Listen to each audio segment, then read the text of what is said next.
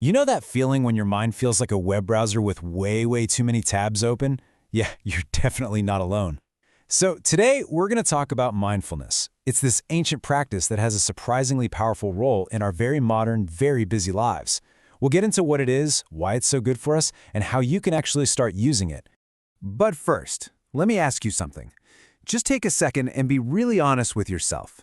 Is your mind actually here right now with me? Or is it off somewhere else? Maybe replaying a conversation from yesterday, or already stressing about a meeting you have tomorrow. If your mind was wandering, hey, welcome to the club.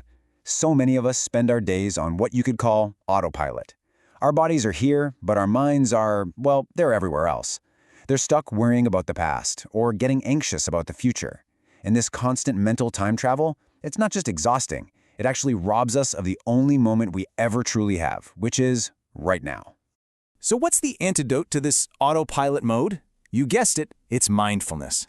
It's a simple but really powerful practice of just gently bringing our attention back to this present moment. It helps us break free from those endless thought loops we all get stuck in. This is pretty much the classic definition from Jon Kabat-Zinn, who really helped bring mindfulness into the mainstream. And what I love about this is how simple it sounds, but how deep it actually is. Let's kind of break it down. Paying attention on purpose means it's an active choice for making. In the present moment, well, that's all about anchoring ourselves right here, right now. And maybe the most important part, non-judgmentally. This means we just observe our thoughts and feelings without slapping labels on them, like good or bad. We just let them be. So we can boil this down even further into 3 core ideas. First, you've got awareness. This is just about noticing what's going on, both inside your head, your thoughts, your feelings, and outside of you, like the sounds you can hear in the room. Second is the present experience, really tuning in to the here and now.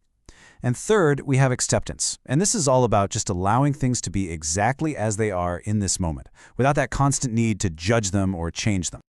But here's the thing. Mindfulness isn't just what you pay attention to. It's also about how you're paying attention. It's about bringing a certain kind of attitude or quality of mind to your experience. And these are the qualities that really bring the practice to life. We've already touched on non-judgment. Patience is all about trusting that things will unfold in their own time. Acceptance is about meeting reality head-on, just as it is. Non-striving, now this one is fascinating. It's about letting go of that constant pressure to do something or to make things different. And finally, letting go, which is the practice of allowing thoughts and feelings to just pass on through without grabbing onto them. Okay, so this all might sound really nice in theory, but you might be wondering, does it actually do anything? And the answer from the research is a huge resounding yes. There is a super powerful connection between a mindful brain and a healthy body. Let's take a look at some of the actual evidence. The benefits are honestly pretty incredible. On the physical side, studies have shown mindfulness can actually boost your immune system and lower your levels of cortisol, which is that main stress hormone. And then, when we look at our mental and emotional health, the effects are just remarkable. It cuts down on rumination, that feeling of being stuck on a negative thought, playing it over and over. It can even literally reshape your brain. That's a process called neuroplasticity, strengthening the parts linked to calm and focus. And all of that leads to way better emotional regulation.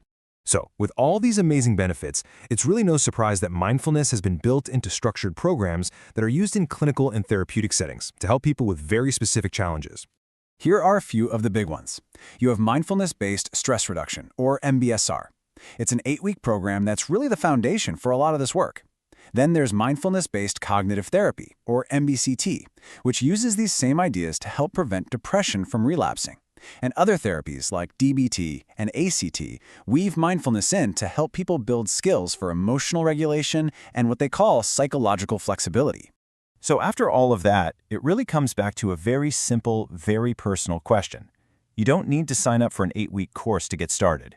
It can all begin with a single breath, a single moment of just paying attention. So I'll leave you with this. What could just one mindful moment, just pausing, breathing, and being right here, right now, what could that do for the rest of your day? That's something that's really worth exploring.